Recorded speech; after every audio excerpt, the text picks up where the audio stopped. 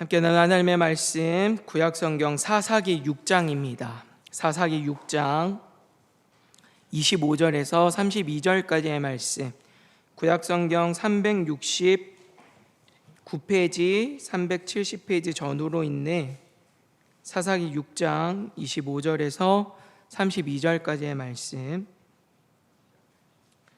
구약성경 370, 371페이지 전후에 있습니다.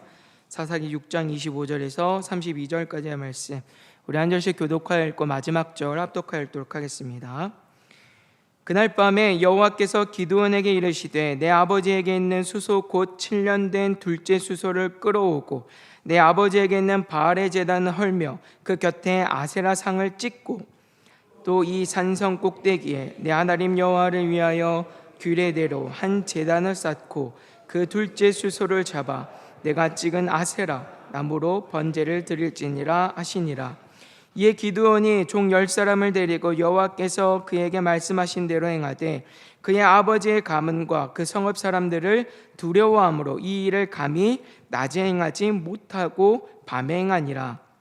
그 성읍 사람들이 아침에 일찍이 일어나 본즉 바알의 제단이 파괴되었으며 그 곁에 아세라가 찍혔고 새로 쌓은 제단 위에 그 둘째 수소를 드려댄지라.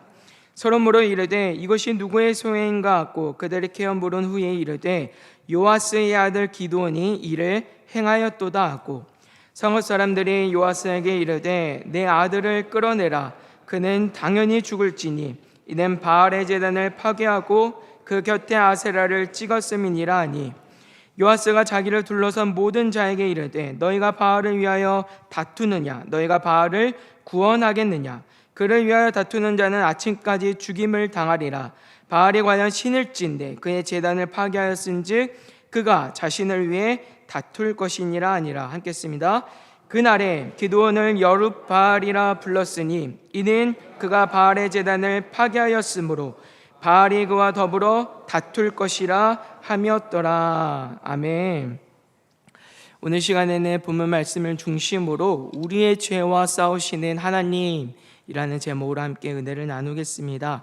우리는 지난 시간 이제 기드온이 살아갔던 시대가 어떤 시대였는가를 좀 생각을 해봤습니다. 굉장히 비참하고 비극적인 고통이 있는 상황이었지만 그 가운데서도 가장 비참한 것은 이들 안에 하나님을 아는 지식이 없었다라고 하는 점이었습니다. 당시 이스라엘은 아주 뿌리 깊게 우상 숭배에 젖어 있었는데 그렇게 세상의 가치 판단과 기준을 따라서 잘못된 신앙관과 신관을 가지고 있던 이스라엘 백성들은 하나님을 세상의 만연한 우상들과 똑같이 그들 중에 하나인 것처럼 여기며 살아가는 모습들을 보여줍니다. 그래서 기드온이 하나님이 하신 일들을 말할 때 그가 하나님에 대해서 모르는 건 아니지만 그러나 하나님에 대해서 진짜 제대로 알고 있지 못하다라고 하는 사실들을 우리는 보게 되었고요. 그리고 이들이 하나님을 찾았던 이유도 정말 그 하나님이 필요해서가 아니라 하나님을 통해서 내가 지금 마주하고 있는 이 어려운 상황들, 우리의 먹고 마시는 일들을 해결하고자 하는 목적에서, 하나님을 이용하고자 하는 목적에서 하나님을 찾았다라고 하는 것들을 우리가 생각해 보았습니다. 이렇게 비참하고 비극적인 상황을 살아갈 수밖에 없는 시대였지만 그러나 감사한 것은 하나님께서 그 백성들을 그냥 그대로 내버려 두지 않으셨다는 점이죠.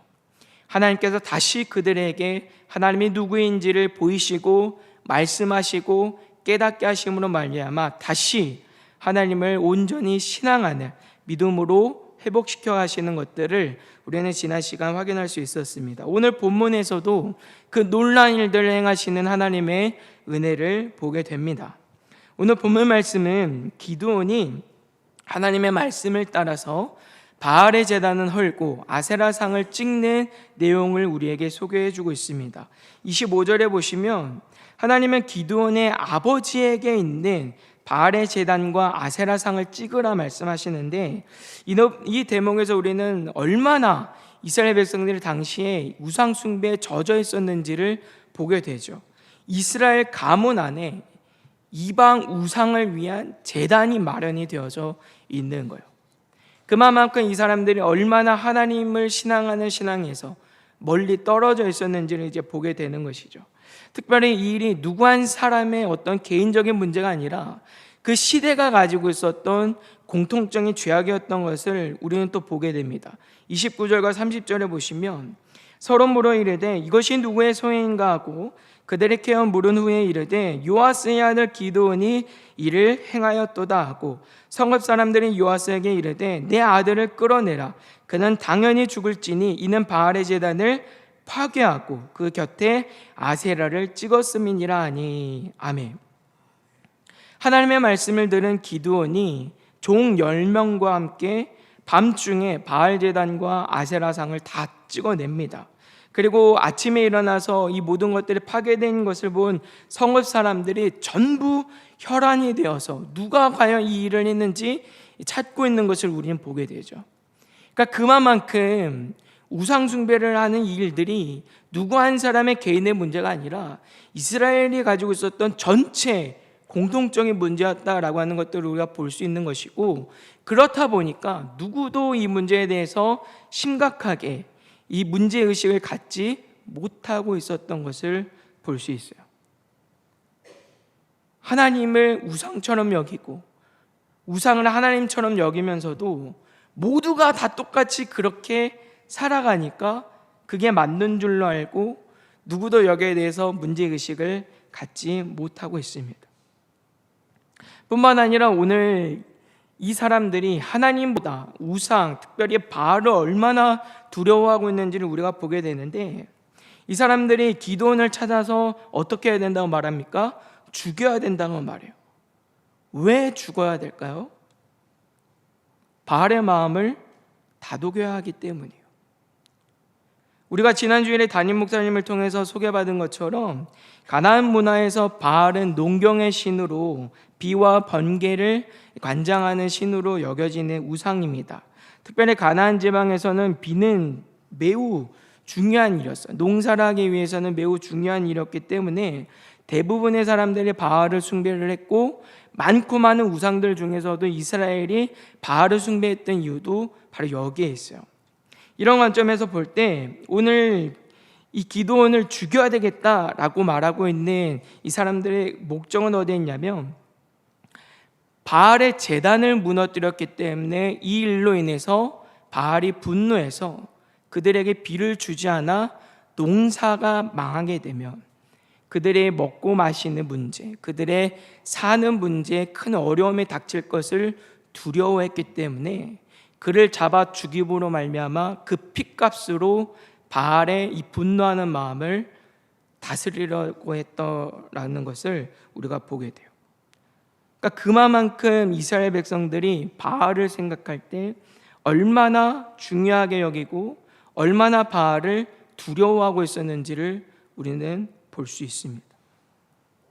그들에게 있어서 최고의 신은 바알이었고요, 바알은 그들에게 있어서 하나님과 같은 존재였다라는 것을 성경 우리에게 보여주고 있어요. 그만큼 당시 이스라엘 백성들이 하나님을 아는 지식이 없었다라고 하는 것들을 우리에게 말씀합니다. 그래서 요아스는 이렇게 말하죠. 31절의 말씀해 보니까 요아스가 자기를 둘러싼 모든 자에게 이르되 너희가 바알을 위하여 다투느냐? 너희가 바알을 구원하겠느냐? 그를 위하여 다투는 자는 아침까지 죽임을 당하리라. 바알이 과연 신일진데 그의 제단을 파괴하였은즉 그가 자신을 위해 다툴 것이니라 하니라. 아멘. 기드온의 아버지 요아스는 지금 바알이 진정한 신이라면 그가 자기 스스로를 위해서 그의 대적자들과 싸울 것이다, 그리고 이길 것이다, 이렇게 말을 하고 있어요. 이런 부분들은 당시 이스라엘 백성들에게 있어서 신이라고 하는 존재는 하나님만이 아니다라고 하는 것들을 보여주고 있는 것이죠. 하나님만이 유일한, 하나님만이 오직 살아계신 참되신 신 여호와시다, 이게 아니에요. 바알도 신이고 아세라도 신이고, 더 중요한 거는 내가 먹고 마시는 일들을 책임져 줄 수만 있다면 누구라도 신일 수 있고 누구라도 하나님일 수 있다라고 하는 것들을 이제 우리에게 보여주고 있어요. 그만큼 이들이 얼마나 잘못된 신앙관과 신관을 가지고 살아가고 있는지를 성경 우리가 말씀하고 있습니다. 그러니까 기드온이 밤에 움직인 이유도 사실 이런 부분들 때문인 거예요. 기드온이 밤에 움직인 것에 대해서 우리는 대부분 그가 겁쟁이였기 때문에 그렇다라고 이제 생각을 하지만 사실 그렇진 않아요. 기드온이 왜 굳이 밤에 10명의 종들과 함께 아세라와 이 바알의 제단을 허물었는가 보면 이스라엘 백성들이 다 우상 숭배를 하고 있었기 때문에 대낮에 일을 하면 다 달려들어서 막을 것이 자명했어요. 그러니까 하나님은 바알과 아세라를 무너뜨리라 말씀하시는데 이 일을 대낮에 내가 하면 모든 이스라엘 백성들이 다 공격해서 일들을 제지할 것이기 때문에 누구도 방해하지 않는, 방해할 수 없는 조용한 밤에 기드온은 하나님의 말씀을 따라 바알과 그 우상들을 무너뜨렸다라고 하는 점이죠. 그러니까 우리가 그래서 이런 말씀들에서 깊이 생각해야 하는 부분이 무엇이냐면 오늘 본문에서 결국 하나님께서 싸우고 있는 대상이 누구인가를 잘 보셔야 되는 거예요. 오늘 본문에서 등장하는 하나님의 대적자, 하나님의 원수는요, 바알이 아니에요, 여러분. 이방 우상 문화가 아니에요. 지금 하나님이 싸우고 있는 대상들은 이스라엘 백성이에요. 더 정확하게는 하나님 앞에서 불신앙하는, 하나님 앞에 범죄하기를 즐겨하는 이스라엘의 죄악과 하나님이 싸우고 계셨다는 말이에요. 본문에서 바알은 하나님 앞에서 아무것도 하지 못하고 무력하고 무기력한 존재로 소개가 됩니다. 이스라엘은 바알이 없으면 자신들의 삶이 망할 것처럼 여겼어요. 그래서 바알을 굉장히 크게 두려워했어요. 그런데 오늘 하나님께서는 바알이 얼마나 무력한지를 그들의 목전에서 보여주시죠. 하나님께서 바알과 같은 헛된 우상을 꺾으시는 데는요, 하나님이 나서실 필요가 없어요. 기드온과 같은 한 사람이면 충분한 일이었어요. 그리고 바알 보세요. 그 한 사람이 휘두르는 도끼자루 그 한 자락도 막을 수 없고 대항할 수 없는 존재가 바알과 같은 우상임을 성경 우리에게 말씀하고 있습니다. 아주 형편없고 아주 무력하고 얼마나 헛된가를 하나님께서 이들의 목전에 보여주고 계세요. 그러니까 이런 부분들을 보면 오늘 하나님께서 싸우고 계시는 하나님의 원수 대적자들은 누구인가? 바알과 같은 헛된 우상들이 아니에요. 그것들을 정말 신처럼 여기면서, 정말 하나님처럼 여기면서 하나님을 신앙하기는 포기하고 하나님 앞에 계속해서 불신앙하는 이스라엘의 죄와 싸우고 계셨단 말이에요. 시편 8편 2절에 우리에게 이렇게 말씀해요. 주의 대적으로 말미암아 어린 아이들과 젖먹이들의 입으로 권능을 세우시며 이는 원수들과 보복자들을 잠잠하게 하려 하심이니라. 아멘. 하나님께서 우상 같은 그런 헛된 것들을 무너뜨리시는 건 일도 아닙니다. 그렇기 때문에 바알과 같은 존재들은 하나님의 대적자들이 될 수 없어요. 그래서 오늘 하나님께서 오늘 기드온을 통해서 일하시는 목적도 그냥 바알과 어떤 우상들을 무너뜨리는 데 있지 않다라고 하는 거예요. 하나님은 바알과 싸우지 않으십니다. 바알을 숭배하고 있는 이스라엘의 죄악과 싸우시고 그들의 죄악을 다 무너뜨리셔서 깨뜨리셔서 다시 여호와 하나님만을 신앙하는 그 믿음으로 회복하기 위한 싸움을 하고 계셨다는 말이에요. 하나님께서 우리를 구원하신 이유와 목적은 여러분 어디에 있습니까?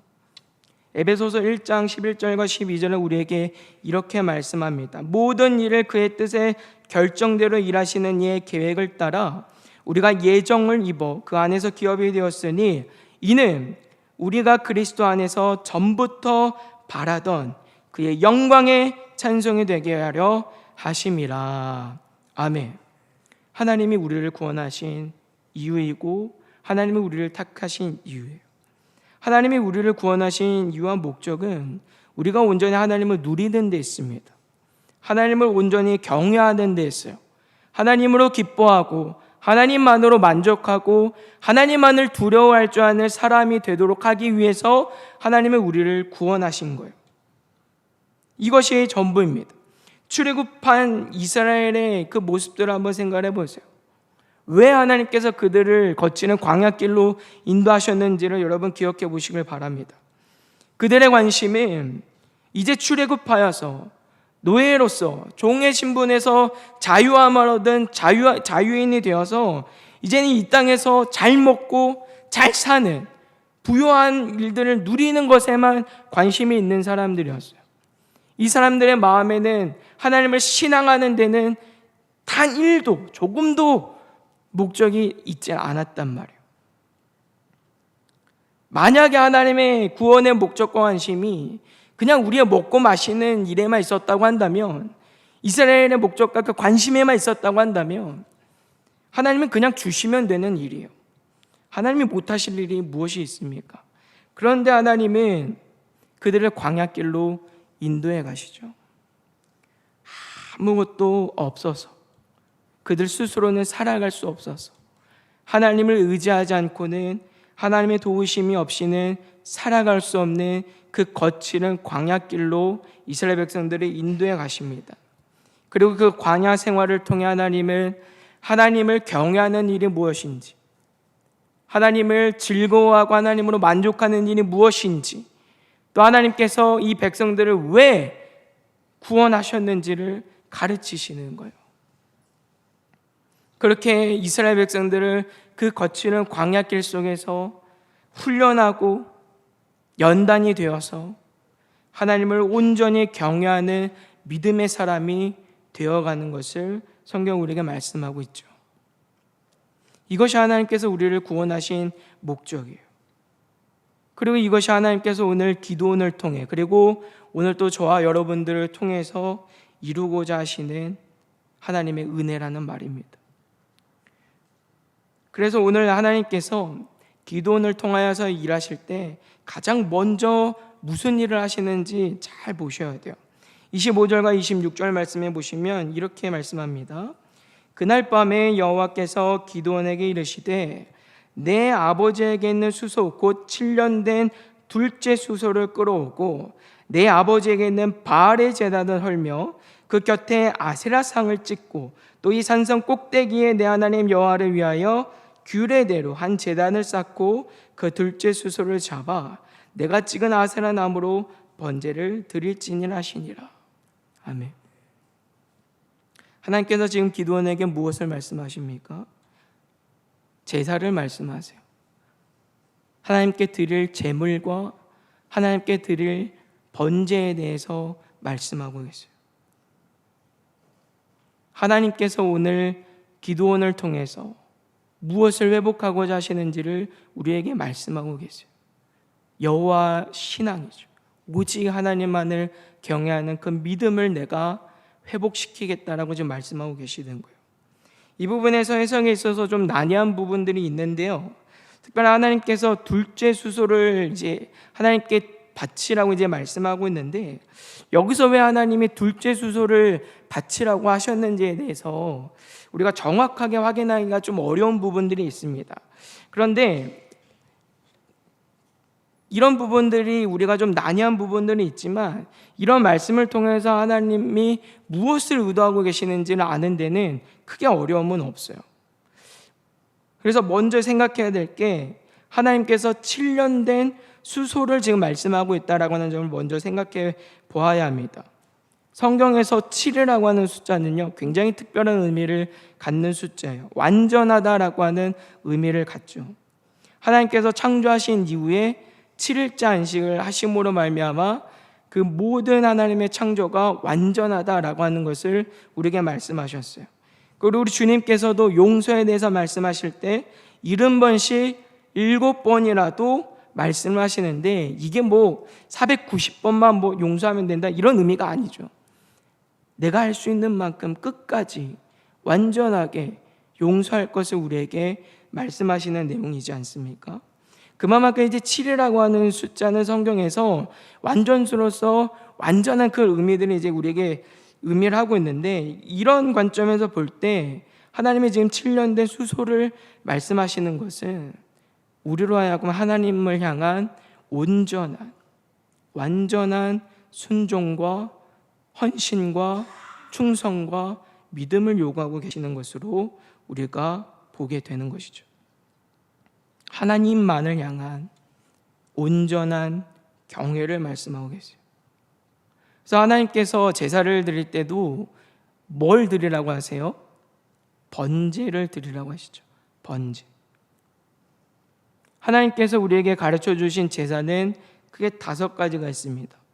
번제와 소제와 화목제와 속건제와 속죄제, 이 5가지 제사가 있는데 여러분들 제사 다 배우셨죠?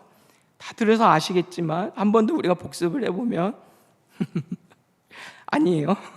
한 번 더 우리가 기억을 해보면 다 같은 제사지만요, 제사를 드리는데 목적과 이유들이 다 다른 것을 우리는 기억을 해야 돼요. 다 똑같이 하나님 앞에 드리는 제사지만 각 제사들마다 갖는 의미가 있고 목적이 있다는 거예요. 그래서 드릴 때도 보면요, 곡식으로 드리는 제사가 있으면 동물로 드리는 제사가 있어요. 희생 제사로만 드려야 되는 제사가 있고요, 동물로 제사를 할 때도요, 소나 양으로만 드리는 제사가 있으면 비둘기 같은 작은 동물로도 드려도 되는 제사도 있어요. 그리고 제물을 처리할 때도 보시면 하나님께만 드려야 되는 제사가 있으면 하나님과 함께 또 제사장들의 몫으로 돌릴 수 있는 제사도 있고요, 특별히 화목제 같은 경우에도 보시면 하나님 앞에 그 제물을 드릴 때 그 제물을 어떻게 해야 됩니까? 모든 사람들과 그날 다 나눠 먹어야 되는 그런 내용들이 있는 거예요. 그러니까 하나님 앞에 똑같은 제사지만 각 제사들마다 갖는 이유와 목적이 다르고 거기에 맞게 드려지는 방법도 다 다르다라고 하는 것이죠. 그렇게 볼 때 하나님이 많고 많은 제사들 중에서 오늘 번제를 드리라고 하실 때는 여기에는 이유가 있는 거예요. 그럼 왜 하나님께서 번제를 드리라 말씀하실까? 의미가 있습니다. 번제는요, 하나님 앞에 우리의 온전한 헌신을 의미하기 때문이에요. 번제가 갖는 중요한 특징이 있다고 한다면 하나님께 드리는 제물의 가죽은요, 이 제사장들을 몫으로 돌리지만 머리부터 해서 내장 가리지 않고 모든 것을 다 태워서 하나님 앞에 드려야 합니다. 이게 번제예요. 모든 제사가 다 태우는 건 아니에요. 내장만 구별해서 드려야 될 때도 있고 방법들이 다 다르다고요. 근데 번제가 갖는 중요한 특징은 가죽을 제외한 머리부터 내장에 이르기까지 무엇 하나 남기는 것 없이 다 태워서 하나님 앞에 올려드리는 제사가 번제란 말이에요. 이 제사가 우리에게 가르쳐주는 것이 무엇입니까? 우리의 모든 것을 하나님 앞에 드리는 것이죠. 하나님에 대한, 하나님을 향한 온전한, 완전한 우리의 믿음과 우리의 순종과 충성과 헌신을 의미하는 것이 번제란 말이에요. 그러니까 오늘 하나님께서 기드온에게 이 제사를 요구하실 때는 우리에게 무엇을 말씀하고 있는 것입니까?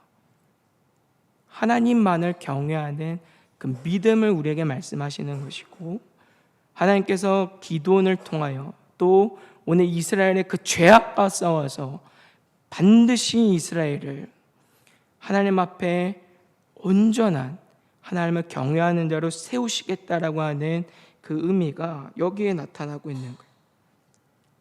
그래서 하나님께서 이 제단을 어디에 쌓으라 말씀합니까? 하나님을 위한 제단을 산성 꼭대기에 세우라 말씀하시죠. 이스라엘 백성들 누구라도 볼 수 있는 자리이기도 하지만 이 제단은 누구도 허물 수 없다라고 하는 거예요. 견고한 제단. 바알과는 완전 차이가 있죠. 사람의 도끼질 하나 막지 못하는, 너무나도 쉽게 파괴되는 바알과 같은 존재가 하나님이 아니라고 하는 것을 성경 우리가 말씀하고 있어요. 하나님은 비교도 할 수 없는 분이시고 그 하나님만이 오직 유일한 우리의 소망과 힘이 되시고 우리의 찬양받기에 합당하신 분임을 말씀하고 계시는 거예요. 그래서 오늘 하나님께서 이스라엘 백성들 가운데 싸우시는데, 이 싸우심은 단순히 미디안의 공격으로부터 이스라엘을 안전하게 지키셔서 그들의 삶에서 먹고 마시는 문제와 그들의 고통을 해결하기 위한 싸움이 아니었고요, 단순히 우상들을 무너뜨리는 싸움도 아니었어요. 하나님을 온전히 신앙하지 못하고 여전히 자기 자신을 삶의 주인으로 여기고 하나님을 왕으로 여기고 살아가지 못하는 이스라엘의 죄악과 싸우셔서 그 죄악을 무너뜨리셔서 다시 이스라엘이 하나님만을 경외하는, 온전히 하나님만을 경외하도록 하기 위한 하나님의 은혜이고 싸움이었다라는 말이에요. 우리는 이 은혜가 얼마나 큰가에 대해서 깊이 생각을 해야 합니다. 하나님께서 우리의 죄악을 꺾지 않으시면 누구도 하나님 앞에 온전한 경외하는 믿음을 가지고 살아갈 수가 없기 때문이고요, 모든 죄인들에게 이 은혜가 허락된 것도 아니에요. 하나님이 이 믿음을 주기로 작정하신, 구원하기로 택정하신 자들에게만 유효한 은혜이기 때문입니다. 여러분 기억하셔야 돼요. 하나님은 공의 하나님이십니다. 하나님은 반드시 죄에 대해서 보응하고 갚으시는 분이세요. 그리고 심판은 우리가 감히 감당할 수 없는 일임을 성경은 우리에게 말씀합니다.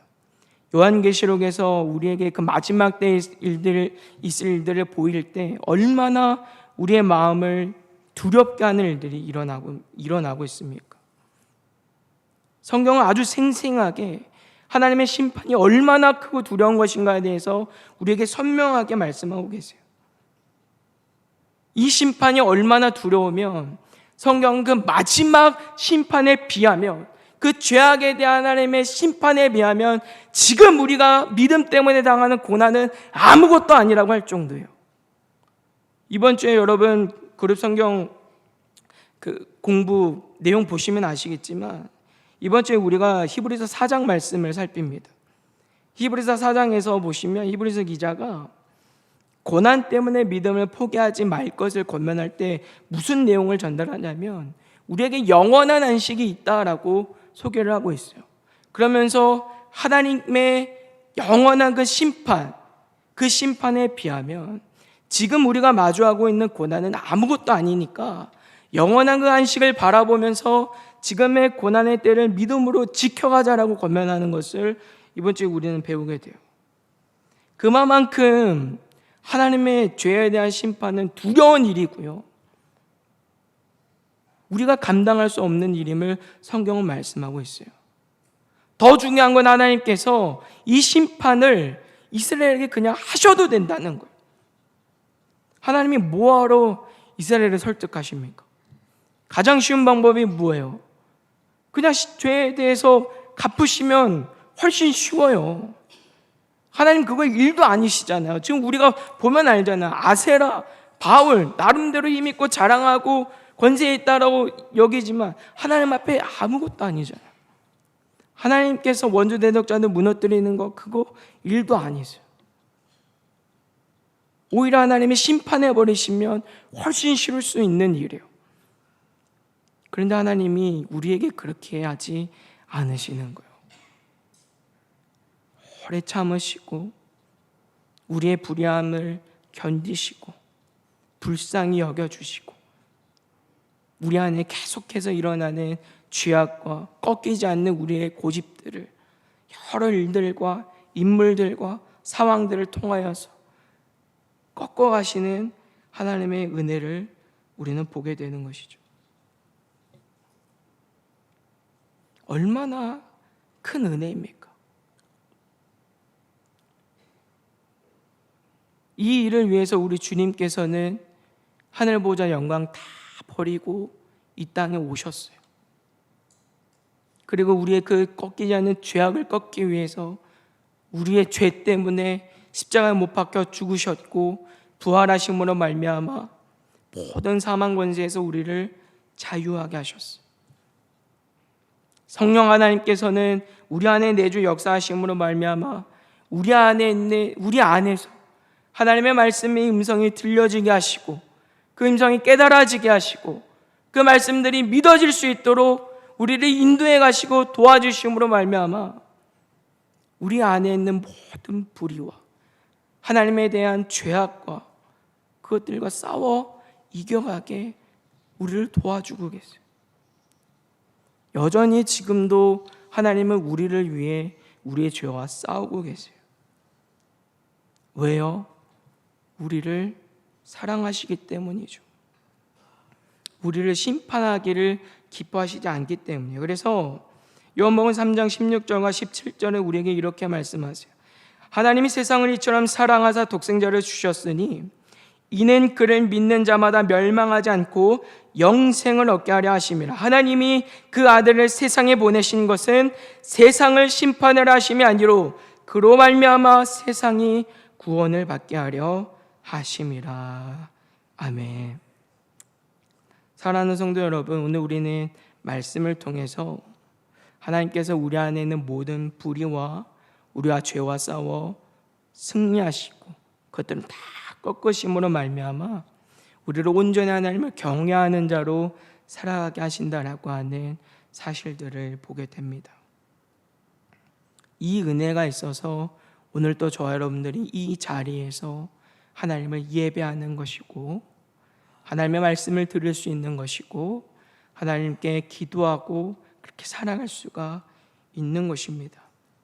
받은 은혜를 기억하여 주셔서 온전한 믿음의 사람으로 하나님 앞에 살아갈 수 있는 목자지 여러분들 되시기를 주님의 이름으로 부탁을 드립니다. 우리가 하나님 앞에 나와서 예배하고 봉사하고 하나님을 즐거워하는 일은요, 우리 본성으로는 할 수 없는 일이에요. 그건 하나님이 우리를 주장하시기 때문에 우리의 죄를 꺾으셨기 때문에 가능한 일이라고요.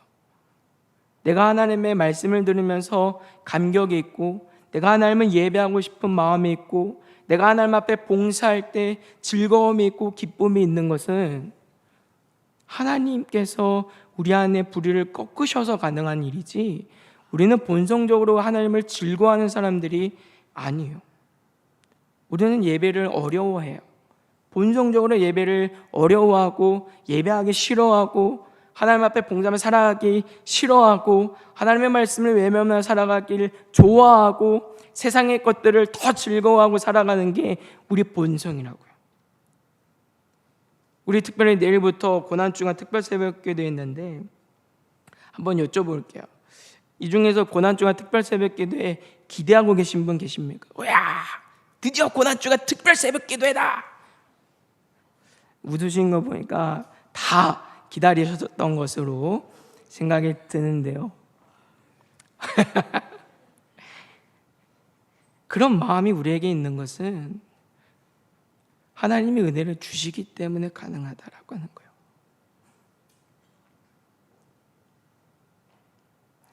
우리 스스로는 하나님의 것을 찾지 않아요. 우리 스스로는 하나님의 것을 즐거워하지 않습니다. 그러나 하나님이 그런 우리를 그런 내 죄악과 싸우셔서 꺾어주셔서 그 기쁨들을 알게 하시기 때문에 우리가 이런 은혜를 누리며 살아갈 수 있는 거예요. 오늘 성경 우리가 말씀하잖아요. 우리가 얼마나 본성적으로 하나님으로부터 멀리 있는지를 이스라엘 백성들을 통해서 우리에게 말씀하고 계시잖아요. 그럼에도 불구하고 오늘 하나님께서 우리의 모든 불의와 싸우심으로 말미암아 믿음의 사람으로 살아가게 하고 계세요. 이 은혜를 기억하셔서 그래서 우리가 하나님 앞에 간구하고 또 살아갈 때 그저 세상에 먹고 사는 일들, 이 땅의 것들의 필요에만 목매어 살아가는 사람들이 아니라 하나님들 날마다 내 안에 있는 죄악을 불쌍히 여겨주시고 하나님들 날마다 내 안에 있는 모든 불의를 꺾어주셔서 하나님을 누리는 자로, 하나님을 즐거워하는 자로, 하나님을 순전히 경외하는 자로 살아갈 수 있도록 믿음을 구하고 또 그렇게 살아갈 수 있는 복된 은혜가 있게 되기를 주님의 이름으로 부탁을 드립니다. 내일부터 하시면 될 것 같아요. 특별 새벽기도회 내일부터인데요. 그냥 토요일만 나가야지 이렇게 생각하지 마시고 다 걸리신 거 아니죠? 내가 어떻게라도 하루라도 더, 한 번이라도 더 주의 은혜 앞에 내가 서야지 하는 하나님 그런 상황과 그런 마음들, 그 체력들을 주세요 구하고, 그래서 우리가 이번에 고난주간 매년마다 사실 돌아오는 시간들이지만 그냥 행사로 지나가 버리는 시간들이 아니라 정말 우리를 구원하신 주님의 사랑과 그 은혜를 깊이 알아가고 또 성숙할 수 있는 복된 은혜의 시간 되시기를 주님의 이름으로 부탁을 드립니다.